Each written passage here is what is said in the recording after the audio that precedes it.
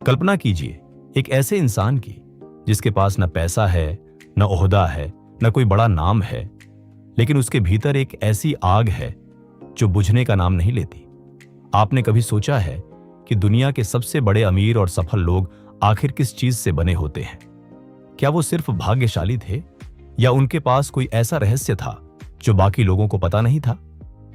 Napoleon Hill ने यही सवाल खुद से पूछा था जब उन्होंने अपनी पूरी जिंदगी लगाकर 500 से ज्यादा सफल लोगों का अध्ययन किया और उनके जीवन के पैटर्न को समझने की कोशिश की।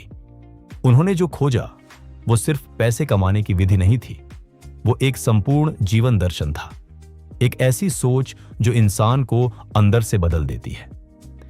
थिंक एंड ग्रो रिच ये किताब सिर्फ पढ़ने की नहीं बल्कि महसूस करने की है, अपने भीतर उतारने की है।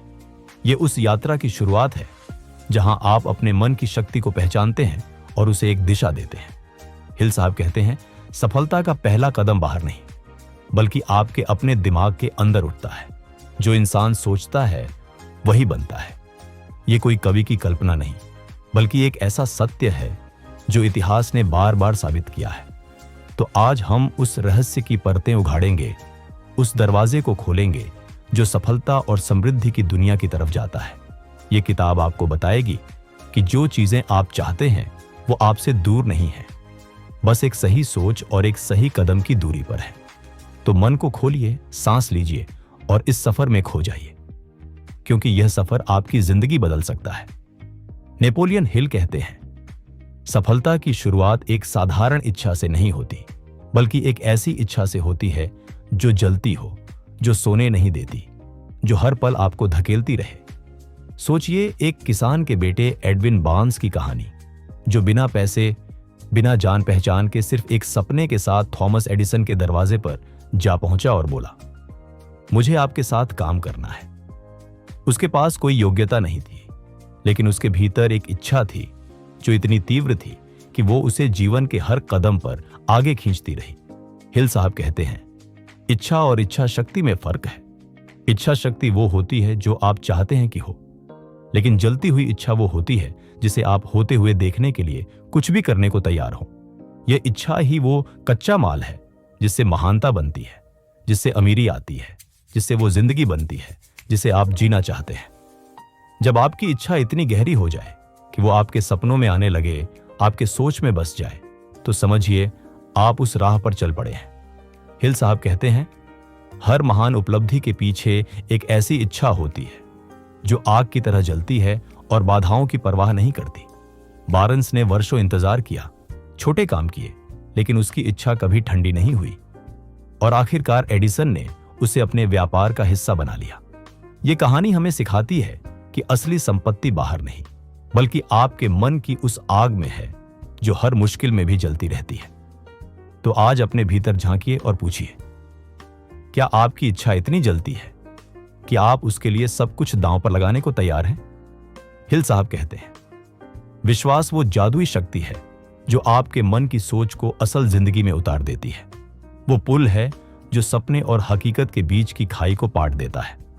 अगर आप खुद पर विश्वास नहीं करते तो दुनिया की कोई भी ताकत आपको आगे नहीं ले जा सकती, क्योंकि आप खुद अपने रास्ते में सबसे बड़ी दीवार बन जाते हैं। सोचिए उस इंसान के बारे में जो बचपन से सुनता आया है, तुम कुछ नहीं कर सकते, तुम्हारी औकात नहीं है, और धीरे धीरे उसका मन भी उसी झूठ को सच मान लेता है। हिल साहब इसे ऑटो सजेशन कहते हैं, यानी वो बातें जो हम खुद से बार बार कहते हैं वो हमारे अवचेतन मन में इतनी गहरी उतर जाती है कि वो हमारी वास्तविकता बन जाती है। इसीलिए वो कहते हैं, रोजाना अपने आप से कहिए कि आप सफल हैं, आप योग्य हैं, आप वो हासिल करने के लायक हैं जो आप चाहते हैं। ये मूर्खता नहीं है, ये एक वैज्ञानिक सच्चाई है कि हमारा मन वही बनाने लगता है जो हम उसे बार बार दिखाते हैं। जो लोग सफल होते हैं वो न सिर्फ कड़ी मेहनत करते हैं बल्कि वो खुद पर एक अटूट विश्वास भी रखते हैं, एक ऐसा भरोसा जो हर नाकामी के बाद भी नहीं टूटता। विश्वास वो बीज है जिसे अगर आप अपने मन की जमीन में बो दें तो वो एक दिन ऐसा पेड़ बनेगा जिसकी छांव में आपकी सारी मनोकामनाएं पूरी होंगी। तो आज से शुरू करिए, खुद से बातें करिए, खुद को बताइए कि आप जो चाहते हैं वो आपको मिलेगा, और देखिए कैसे धीरे धीरे आपकी दुनिया बदलने लगती है। विश्वास की यह शक्ति कोई जादू नहीं, यह आपके मन का सबसे बड़ा हथियार है। हिल साहब ने एक बहुत ही सरल लेकिन गहरी बात कही। हमारा अवचेतन मन वो सब कुछ सुनता है जो हम खुद से कहते हैं, और वो उसे सच मानकर उसी दिशा में काम करना शुरू कर देता है। सोचिए, एक किसान की तरह वो जो बीज बोता है वही काटता है। उसी तरह आपका मन, जो सोच आप उसमें डालते हैं वही फसल आपकी जिंदगी में उगती है। ऑटो सजेशन का मतलब है खुद को जानबूझकर बार बार भावनाओं के साथ वो बातें कहना जो आप अपनी जिंदगी में देखना चाहते हैं। हिल साहब कहते हैं, सिर्फ शब्द काफी नहीं होते। जब तक उन शब्दों में भावना ना हो, जब तक उनमें यकीन ना हो, तब तक अवचेतन मन उन्हें नजरअंदाज कर देता है।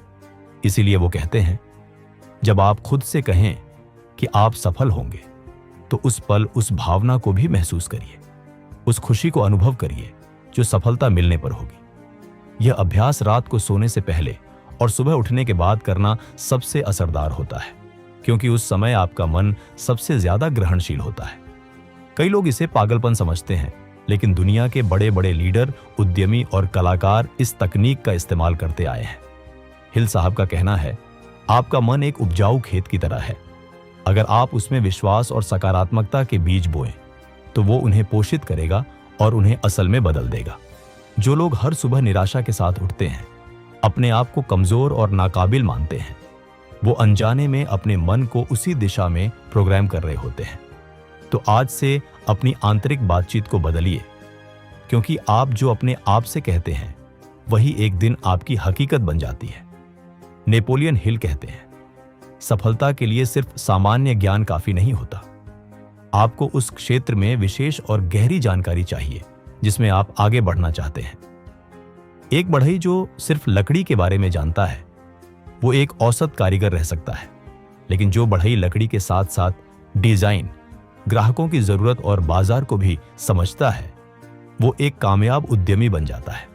हिल साहब एक बहुत रोचक उदाहरण देते हैं। हेनरी फोर्ड ने स्कूल बहुत कम पढ़ा था, लेकिन उन्होंने जो जरूरी था वो सीखा, और जो उनके पास नहीं था उसके लिए सही लोगों को अपने पास रखा। ज्ञान की असली शक्ति यह नहीं है कि आपके पास कितनी डिग्रियां हैं, बल्कि यह है कि आप उस ज्ञान को किस तरह इस्तेमाल करते हैं। हिल साहब कहते हैं, सफल लोग वो नहीं होते जो सबसे ज्यादा जानते हैं, बल्कि वो होते हैं जो जानते हैं उसे सही दिशा में लगाना जानते हैं। आज के युग में सीखना कभी बंद नहीं होना चाहिए। किताबें, कोर्स, मेंटर, अनुभव, ये सब विशेष ज्ञान के स्रोत हैं। हर वो व्यक्ति जो अपने क्षेत्र में माहिर बनना चाहता है, उसे रोजाना कुछ न कुछ नया सीखने की आदत डालनी होगी। हिल साहब ये भी कहते हैं कि जो ज्ञान आपके पास नहीं है, उसके लिए दूसरों की मदद लेना कमजोरी नहीं, बल्कि समझदारी है। सफलता की राह में विशेष ज्ञान एक ऐसी ढाल है जो आपको गलत फैसलों से और अनावश्यक नुकसानों से बचाती है। तो आज से पूछिए, मुझे अपने सपने को हकीकत बनाने के लिए क्या क्या सीखना होगा, और फिर उस सीखने में जुट जाइए पूरे मन से। हिल साहब कहते हैं, कल्पना शक्ति वो अदृश्य कारखाना है जहां आपके सारे सपने, योजनाएं और विचार जन्म लेते हैं, जहां असंभव लगने वाली चीजें पहली बार संभव होती हैं। Edison, Wright brothers, Steve Jobs, इन सब ने पहले अपने मन में एक ऐसी दुनिया देखी जो तब तक किसी ने नहीं देखी थी, और फिर उसे असल बनाने में जुट गए। हिल साहब दो तरह की कल्पना शक्ति की बात करते हैं, सिंथेटिक इमेजिनेशन जो पुरानी चीजों को नए तरीके से जोड़ती है, और क्रिएटिव इमेजिनेशन जो बिल्कुल नई चीजें पैदा करती है। सफल उद्यमियों ने अक्सर वही चीजें की हैं जो दूसरों को पागलपन लगती थी, लेकिन उनकी कल्पना शक्ति इतनी जीवंत थी कि उन्हें वो दिखती थी जो बाकी लोग देख नहीं पाते थे। हर बड़ी योजना, हर बड़ा व्यापार, हर बड़ी उपलब्धि पहले किसी के मन में एक विचार के रूप में जन्मी, और कल्पना शक्ति ने उसे आकार दिया। हिल साहब कहते हैं, अपनी कल्पना शक्ति को रोजाना इस्तेमाल करिए, उसे पोषण दीजिए, उसे बड़े सपने दिखाइए, क्योंकि यही वो शक्ति है जो आपको बाकी सबसे अलग बनाती है। जो लोग सिर्फ वही करते हैं जो दिखता है, जो साफ है, जो सुरक्षित है, वो कभी महान नहीं बनते। महानता उन्हें मिलती है जो अनदेखी दुनिया को देखने का साहस रखते हैं। एक बच्चा बिना किसी डर के कल्पना करता है, वो चांद पर जाने की बात करता है, उड़ने की बात करता है, बड़े होकर हम यही क्षमता खो देते हैं। हिल साहब कहते हैं, अपने भीतर उस बच्चे को जिंदा रखिए जो असंभव की सीमाओं को नहीं जानता। आज अपने सबसे बड़े सपने को अपने मन की आंखों से देखिए और उसे इतना स्पष्ट, इतना जीवंत बनाइए कि वो सच लगने लगे। हिल साहब कहते हैं, सपना देखना और उस सपने के लिए योजना बनाना, ये दो अलग अलग काम हैं। और जो लोग सिर्फ सपना देखते हैं पर योजना नहीं बनाते, वो अक्सर खाली हाथ रह जाते हैं। एक नक्शे के बिना यात्रा पर निकलना उतना ही व्यर्थ है जितना बिना बीज बोए फसल की उम्मीद करना। दोनों में मेहनत होती है, लेकिन बिना दिशा के वो मेहनत कहीं नहीं पहुंचती।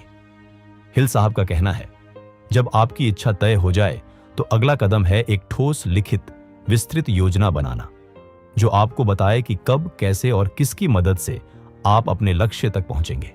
यह योजना सिर्फ दिमाग में नहीं बल्कि कागज पर होनी चाहिए, क्योंकि जब आप लिखते हैं तो आपका मन उसे और गंभीरता से लेता है। अगर पहली योजना काम न करे तो दूसरी बनाइए, तीसरी बनाइए, लेकिन हार मत मानिए। सफल लोग वो नहीं होते जो कभी असफल नहीं होते, बल्कि वो होते हैं जो हर बार नई योजना के साथ उठ खड़े होते हैं। हिल साहब यह भी कहते हैं कि आपकी योजना में दूसरों की मदद और सहयोग का स्थान होना चाहिए, क्योंकि कोई भी इंसान अकेले बड़ी सफलता हासिल नहीं कर सकता। एक अच्छी योजना वो होती है जो लचीली हो, जो परिस्थितियों के अनुसार बदल सके, लेकिन जिसका अंतिम लक्ष्य कभी न बदले। जब आप अपनी योजना पर काम करते हैं तो हर छोटी उपलब्धि आपको यकीन दिलाती है कि आप सही राह पर हैं। तो आज ही बैठिए, अपने सपने को कागज पर उतारिए और उस तक पहुंचने का रास्ता छोटे छोटे कदमों में तय करिए। याद रखिए, एक योजना के साथ काम करने वाला इंसान हमेशा उस इंसान से आगे निकल जाता है जो बिना दिशा के बस मेहनत करता रहता है। हिल साहब ने बहुत सारे सफल लोगों का अध्ययन करके एक बात जो सब में समान पाई, वो यह थी, वो सब निर्णय लेने में तेज थे और उन्हें बदलने में धीमे थे। सोचिए, उस इंसान की जो हर फैसले से पहले इतना सोचता है, इतने सवाल उठाता है, इतने डर पालता है कि जब तक वो तय करे मौका हाथ से निकल जाता है। हिल साहब कहते हैं, अमेरिका की आजादी की घोषणा उस दिन हुई जब कुछ बहादुर लोगों ने एक ऐसा निर्णय लिया जिसमें उनकी जान का खतरा था, और उस एक फैसले ने इतिहास बदल दिया। संदेह और भय, ये दोनों निर्णय के सबसे बड़े दुश्मन हैं। जो इंसान इनसे डरता है वो हमेशा दूसरों की राय का मोहताज रहता है और खुद कभी आगे नहीं बढ़ पाता। हिल साहब कहते हैं, दूसरों की राय सुनिए लेकिन अपना फैसला खुद करिए। जो हर किसी की बात मानता है वो कभी अपना रास्ता नहीं बना पाता। गलत फैसला लेना और उससे सीखना गलत फैसला न लेने से कहीं बेहतर है, क्योंकि हर गलती एक सबक है जो आपको अगली बार मजबूत बनाता है। जो लोग सफल हुए हैं उन्होंने भी गलत फैसले लिए, लेकिन उन्होंने उन गलतियों को सीढ़ी की तरह इस्तेमाल किया, न कि कब्र की तरह। निर्णय लेने की ताकत एक मांसपेशी की तरह है, जितना इस्तेमाल करोगे उतनी मजबूत होती जाएगी। तो आज उस एक फैसले के बारे में सोचिए जिसे आप टाल रहे हैं, और खुद से पूछिए, क्या डर सच में इतना बड़ा है कि मैं अपना सपना उसके हाथों गिरवी रख दूं? निर्णय लीजिए, क्योंकि जिंदगी उनकी होती है जो तय करते हैं। हिल साहब कहते हैं, दृढ़ता वो शक्ति है जो इच्छा शक्ति और ज्ञान को मिलाकर एक ऐसा इंसान बनाती है जिसे दुनिया की कोई भी तकलीफ झुका नहीं सकती। सोचिए, थॉमस एडिसन को, जिन्होंने बल्ब बनाने के लिए 10,000 से ज्यादा बार असफलता देखी, लेकिन उन्होंने कभी यह नहीं कहा कि वो हार गए। उन्होंने कहा, मैंने 10,000 तरीके खोज लिए जो काम नहीं करते। दृढ़ता एक ऐसी नदी की तरह है जो पत्थरों से नहीं रुकती, बल्कि उनके ऊपर से, उनके इर्द गिर्द से अपना रास्ता खोज लेती है। हिल साहब कहते हैं, जब आपकी इच्छा काफी तीव्र हो और आपका विश्वास काफी मजबूत हो तो दृढ़ता अपने आप आती है। आपको उसके लिए अलग से कोशिश नहीं करनी पड़ती। लेकिन जब इरादा डगमगाने लगे, जब रास्ते में अंधेरा हो, जब दोस्त भी कहें कि छोड़ो, तब दृढ़ता की असली परीक्षा होती है। हिल साहब बताते हैं कि सफल लोगों ने ज्यादातर अपनी सबसे बड़ी जीत उस वक्त हासिल की जब वो एक कदम पहले हार मानने वाले थे। हर रात के बाद सुबह आती है, हर तूफान के बाद शांत आसमान आता है। यही प्रकृति का नियम है और यही जीवन का भी। जो लोग दृढ़ रहते हैं वो एक दिन उस मोड़ तक पहुंच जाते हैं जहां उनकी मेहनत फल देने लगती है, उनके सपने सच होने लगते हैं। तो अगली बार जब हार मानने का मन हो तो बस एक कदम और चलिए, क्योंकि शायद वो एक कदम ही वो कदम हो जो सब बदल दे। दृढ़ता वो ताकत है जो सफलता और असफलता के बीच की सबसे पतली लेकिन सबसे जरूरी दीवार है। हिल साहब ने एक बहुत गहरी बात कही, जब दो या दो से ज्यादा लोग एक साझे लक्ष्य के लिए एकजुट होकर काम करते हैं तो उनकी मिली जुली ऊर्जा उनमें से हर एक की व्यक्तिगत ऊर्जा से कहीं ज्यादा शक्तिशाली होती है। इसे वो मास्टरमाइंड ग्रुप कहते हैं, एक ऐसी सभा जहां एक दूसरे की ताकत मिलकर एक नई तीसरी शक्ति पैदा करती है जो अकेले से कहीं बड़ी होती है। सोचिए एंड्रयू कार्नेगी को, जो अपने जमाने के सबसे अमीर लोगों में से एक थे। उन्होंने कहा था कि उनकी सफलता का राज यही था कि उन्होंने अपने से ज्यादा जानकार और काबिल लोगों को अपने आसपास रखा। हिल साहब कहते हैं, अकेले चलने वाला व्यक्ति जितना आगे जा सकता है उससे कहीं ज्यादा दूरी वो व्यक्ति तय करता है जो सही साथियों के साथ चलता है।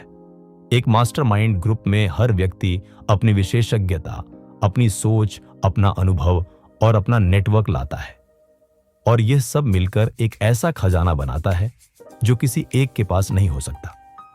इसीलिए हिल साहब कहते हैं, अपने आसपास ऐसे लोगों को रखिए जो आपसे बेहतर हों, जो आपको चुनौती दें, जो आपको बढ़ने के लिए प्रेरित करें। लेकिन साथ ही यह भी जरूरी है कि आप भी उनके लिए कुछ मूल्यवान लेकर आएं।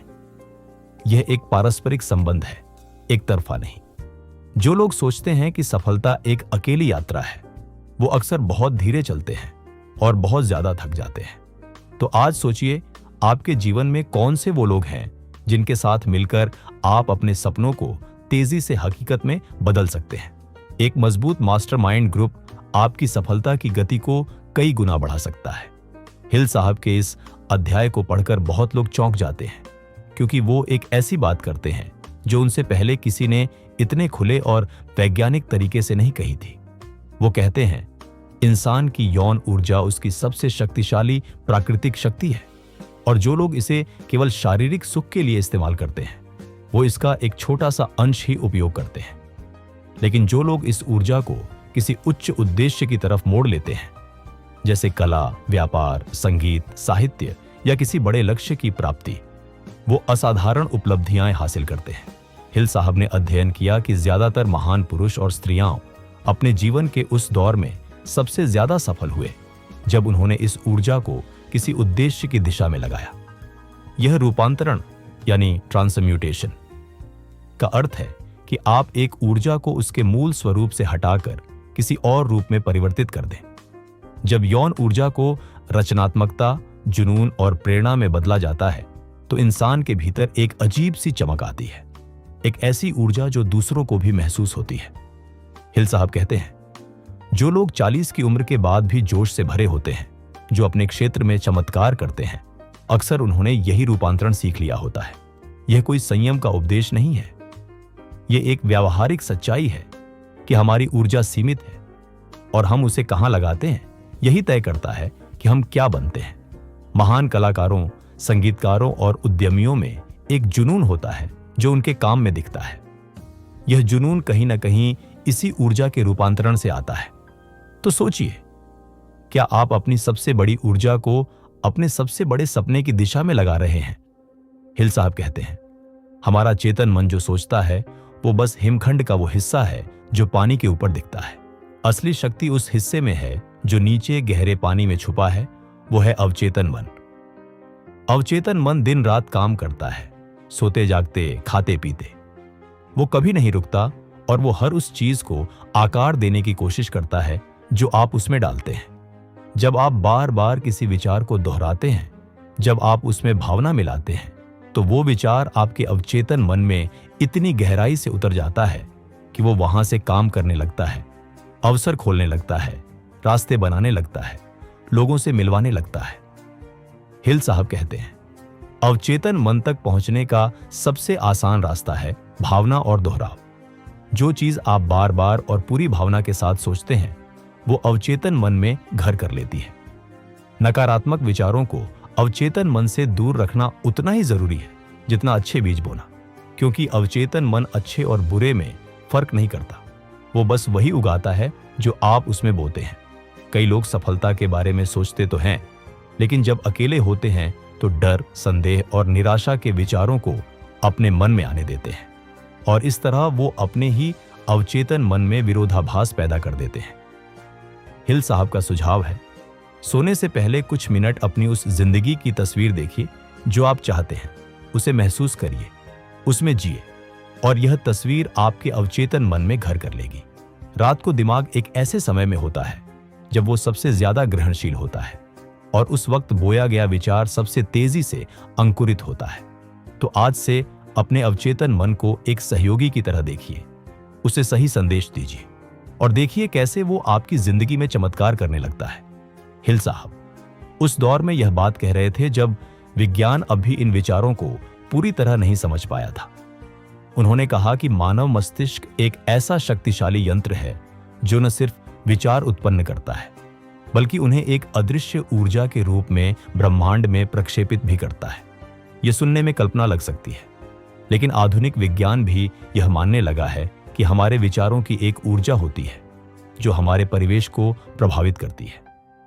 हिल साहब कहते हैं, दो मन जब एकजुट होकर एक लक्ष्य पर केंद्रित होते हैं तो उनकी संयुक्त शक्ति एक नई, तीसरी मानसिक शक्ति को जन्म देती है जो किसी एक के मस्तिष्क में संभव नहीं। इसीलिए मास्टरमाइंड ग्रुप इतना प्रभावी होता है। यह सिर्फ ज्ञान का संयोजन नहीं बल्कि मानसिक ऊर्जाओं का संयोजन है। सोचिए उन महान वैज्ञानिकों को जो कहते हैं कि उन्हें अपनी खोज का विचार एक सपने में आया या अचानक एक शांत पल में। यह उनके मस्तिष्क का उस अनंत ज्ञान से जुड़ना था जो हर जगह मौजूद है। हिल साहब इसे इनफाइनाइट इंटेलिजेंस कहते हैं, एक ऐसी सर्वज्ञ शक्ति जिससे जो इंसान खुद को जोड़ लेता है उसे सही समय पर सही विचार, सही प्रेरणा और सही रास्ता मिलने लगता है। मस्तिष्क की इस क्षमता को जागृत करने के लिए शांत मन, गहरी एकाग्रता और मजबूत इरादा जरूरी है। जो लोग अपने मस्तिष्क की पूरी क्षमता का उपयोग करते हैं वो उन लोगों से कहीं आगे निकल जाते हैं जो सिर्फ उसके एक छोटे से हिस्से का इस्तेमाल करते हैं। तो आज से अपने मस्तिष्क को एक उपकरण की तरह नहीं बल्कि एक ब्रह्मांडीय शक्ति के द्वार की तरह देखिए, क्योंकि यही वो जगह है जहां से हर महानता की यात्रा शुरू होती है। हिल साहब की यात्रा का अंतिम पड़ाव है छठी इंद्री, जिसे वो टेम्पल ऑफ विजडम यानी ज्ञान का मंदिर कहते हैं। एक ऐसी क्षमता जो तभी जागती है जब बाकी सभी सिद्धांतों पर अमल किया जाए। सोचिए उन पलों को जब आपके मन में अचानक एक विचार आया और आपने उस पर ध्यान नहीं दिया और बाद में पछताए। यही वो छठी इंद्री थी जो आपसे कुछ कह रही थी। हिल साहब कहते हैं, जो लोग अपने अवचेतन मन को साध लेते हैं, जो अपने मस्तिष्क को उस अनंत ऊर्जा से जोड़ लेते हैं, उन्हें एक ऐसी आंतरिक आवाज सुनाई देने लगती है जो उन्हें सही समय पर सही दिशा दिखाती है।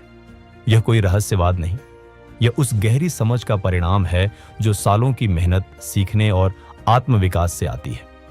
महान वैज्ञानिक, महान कलाकार और महान नेता अक्सर कहते हैं कि उनके सबसे अच्छे विचार उन्हें किसी ऐसे पल में आए जब वो शांत थे, जब उनका मन खाली था। यही वो पल होता है जब छठी इंद्री बोलती है। हिल साहब इस अध्याय को काल्पनिक परामर्श की विधि से भी जोड़ते हैं।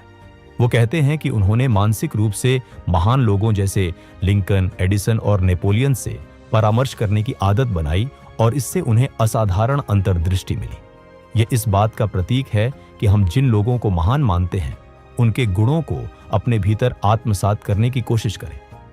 छठी इंद्री को जागृत करना एक लंबी यात्रा का फल है, लेकिन जो उस यात्रा पर चल पड़ते हैं उन्हें एक ऐसा मार्गदर्शन मिलता है जो किसी किताब में नहीं, किसी गुरु में नहीं, बल्कि उनके अपने भीतर है। तो शांत होइए, अपनी आंतरिक आवाज सुनिए, क्योंकि वो आवाज कभी झूठ नहीं बोलती। हिल साहब कहते हैं, इंसान की सफलता के रास्ते में सबसे बड़ी बाधा बाहर से नहीं आती, बल्कि वो इंसान अपने ही मन में पाल लेता है। और इन बाधाओं में सबसे खतरनाक हैं 6 बुनियादी डर। पहला है गरीबी का डर, वो भय जो इंसान को जोखिम लेने से रोकता है, जो उसे मौकों से भागना सिखाता है, जो उसे उस सुरक्षित कोने में बंद कर देता है जहां न उन्नति है न खुशी। दूसरा है आलोचना का डर, लोग क्या कहेंगे ये सोचकर न जाने कितने सपने आधे रह जाते हैं, न जाने कितनी प्रतिभाएं अपनी क्षमता कभी नहीं दिखा पाती। तीसरा है बीमारी का डर। चौथा है प्यार खोने का डर। पांचवां है बुढ़ापे का डर, और छठा है सबसे बड़ा, मृत्यु का डर, जो इंसान को पूरी जिंदगी जीने से रोकता है। हिल साहब कहते हैं, ये सभी डर असल नहीं होते, ये हमारे मन की उपज है, हमारे पालन पोषण की उपज है, दूसरों की बातों की उपज है। लेकिन हम इन्हें इतना सच मान लेते हैं कि ये हमारी हकीकत बन जाते हैं। सोचिए उस बच्चे की जो बिना किसी डर के पानी में कूद जाता है, ऊंचाई से उतर जाता है, अजनबियों से बात कर लेता है। यही उसकी असली अवस्था है जो डर ने हमसे छीन ली है। हिल साहब कहते हैं, इन डरों को जानना, उन्हें पहचानना और उनसे सीधे लड़ना ही उन्हें हराने का एकमात्र तरीका है। आज उस एक डर का नाम लीजिए जो आपको सबसे ज्यादा रोकता है। उसकी आंखों में आंखें डालिए और कहिए, तू सच नहीं है और मैं तुझसे आगे जाऊंगा। हिल साहब कहते हैं, आपका मन एक बगीचे की तरह है और आपको हर उस इंसान, हर उस विचार, हर उस माहौल से बचना होगा जो उसमें नकारात्मकता के बीज बोना चाहता है। सोचिए, आप रोज किन लोगों से घिरे होते हैं? क्या वो लोग आपको प्रेरित करते हैं या आपको अपनी नाकामियों और दुनिया की बुराइयों में खींचते हैं? हिल साहब बताते हैं कि बहुत सारे लोग ऐसे होते हैं जो अनजाने में या कभी कभी जानबूझकर दूसरों के सपनों में झर घोलते हैं। उन्हें बताते हैं कि यह नहीं होगा, यह संभव नहीं है। यह नेगेटिव इन्फ्लुएंस यानी नकारात्मक प्रभाव आपकी ऊर्जा को धीरे धीरे खाता है, आपके विश्वास को कमजोर करता है और आपकी इच्छा शक्ति को तोड़ता है। हिल साहब कहते हैं, यह आपकी जिम्मेदारी है कि आप अपने मन के दरवाजे पर एक चौकीदार बिठाएं जो सिर्फ सकारात्मक विचारों को अंदर आने दे। इसका मतलब यह नहीं कि आप दुनिया से मुंह फेर लें या हर मुश्किल से आंखें मूंद लें। इसका मतलब है कि आप यह तय करें कि कौन से विचार आपको बनाते हैं और कौन से तोड़ते हैं। जो लोग रोजाना नकारात्मक खबरें, नकारात्मक बातें और नकारात्मक लोगों में डूबे रहते हैं, वो धीरे धीरे अपनी सोच को उसी रंग में रंग लेते हैं। हिल साहब कहते हैं, अपने आसपास के माहौल को चुनना आपके हाथ में है। यह एक सचेत निर्णय है जो आपकी पूरी जिंदगी को प्रभावित करता है। तो आज उन लोगों की एक सूची बनाइए जो आपको ऊपर उठाते हैं और उन लोगों की भी जो आपको नीचे खींचते हैं, और फिर तय कीजिए कि आप किसके साथ ज्यादा समय बिताना चाहते हैं। अपने मन का बगीचा खुद संवारिए, क्योंकि वहां जो उगेगा वही आपकी जिंदगी बनेगी। हिल साहब ने अपनी किताब में एक बहुत मार्मिक बात कही है, प्रेम और उत्साह वो भावनाएं हैं जो किसी भी विचार को एक असाधारण शक्ति से भर देती हैं, और बिना इन भावनाओं के कोई भी सपना कभी पूरा नहीं होता। सोचिए, जब आप वो काम करते हैं जिससे आप प्यार करते हैं तो उसमें कितनी ऊर्जा आती है, कितना जोश होता है। वो काम थकान नहीं देता बल्कि और ऊर्जा देता है। हिल साहब कहते हैं, जो इंसान अपने काम से, अपने सपने से, अपने मकसद से प्यार करता है, उसके लिए हर बाधा छोटी लगती है और हर मुश्किल एक चुनौती बन जाती है जिसे वो खुशी से स्वीकार करता है। भावना और विचार का मेल ही वो जादुई संयोजन है जो अवचेतन मन को सबसे ज्यादा प्रभावित करता है। एक ठंडा, भावनाहीन विचार अवचेतन मन तक नहीं पहुंच पाता। इसीलिए हिल साहब कहते हैं, जब आप अपने लक्ष्य की कल्पना करें, जब आप खुद से सकारात्मक बातें कहें, तो उसमें पूरी भावना डालिए, पूरे दिल से महसूस करिए कि यह पहले से ही हो चुका है। यही वो रहस्य है जो सामान्य सोच को असाधारण परिणाम में बदल देता है। जब किसी काम में प्रेम होता है तो उसकी गुणवत्ता खुद ब खुद बढ़ जाती है, क्योंकि प्रेम इंसान से वो करवाता है जो कोई बाहरी दबाव नहीं करवा सकता। हिल साहब की खोज में यह सबसे मानवीय और सबसे सुंदर पहलू है कि सफलता सिर्फ तकनीक और रणनीति से नहीं आती, बल्कि उसमें दिल का एक हिस्सा भी होना चाहिए। तो आज पूछिए खुद से, क्या मैं जो कर रहा हूं उससे मुझे प्यार है? क्या यह काम मुझे जीवित महसूस कराता है? क्या इसमें मेरा दिल है? अगर हां, तो आप सही राह पर हैं, और अगर नहीं, तो यही वो सवाल है जिसका जवाब खोजने की जरूरत है। हिल साहब एक बात बहुत स्पष्ट रूप से कहते हैं, धन में खुद कोई बुराई नहीं है। बुराई है उस नियत में जो धन को गलत तरीकों से हासिल करना चाहती है, उस सोच में जो दूसरों को नुकसान पहुंचाकर खुद आगे बढ़ना चाहती है। सच्ची और स्थायी समृद्धि वही होती है जो दूसरों को कुछ मूल्यवान देने से आती है। एक ऐसी सेवा, एक ऐसा उत्पाद, एक ऐसा विचार जो दूसरों की जिंदगी को बेहतर बनाता हो। हिल साहब कहते हैं, जो लोग ये सोचते हैं कि अमीर होना बुरा है या कि पैसे से खुशी नहीं मिलती, वो अक्सर अनजाने में अपने मन को धन से दूर भेजते रहते हैं। पैसा एक साधन है, साध्य नहीं। और जो लोग इसे सही नजरिए से देखते हैं, उनके लिए यह बहुत अच्छी चीजों का रास्ता खोलता है। नेपोलियन हिल के अनुसार वो लोग जिन्होंने सबसे ज्यादा धन कमाया, उन्होंने यह तब किया जब उन्होंने दूसरों की बड़ी समस्याओं का हल खोजा, जब उन्होंने अपनी सेवाओं से लाखों लोगों का जीवन सुधारा। इसीलिए वो कहते हैं, अपनी इच्छा को सेवा से जोड़िए, पूछिए कि मैं दुनिया को क्या दे सकता हूं, और फिर उसे देने में जुट जाइए। धन अपने आप आएगा। नैतिकता और सफलता परस्पर विरोधी नहीं है, बल्कि जो लोग ईमानदारी और निष्ठा से काम करते हैं, वो लंबे समय में उन लोगों से कहीं आगे निकल जाते हैं जो शॉर्टकट अपनाते हैं। असली अमीरी सिर्फ बैंक बैलेंस में नहीं, बल्कि मन की शांति, रिश्तों की गहराई और जीवन के उद्देश्य में भी है। तो आज से अपनी समृद्धि की परिभाषा को विस्तृत कीजिए और उस धन की तलाश करिए जो दूसरों को भी खुश करे और खुद को भी। सच्ची सफलता वो है जिसमें दूसरों का भी कल्याण हो। हिल साहब ने 500 से ज्यादा सफल लोगों की कहानियां खंगाली और उन्होंने पाया कि इन सब में एक चीज समान थी।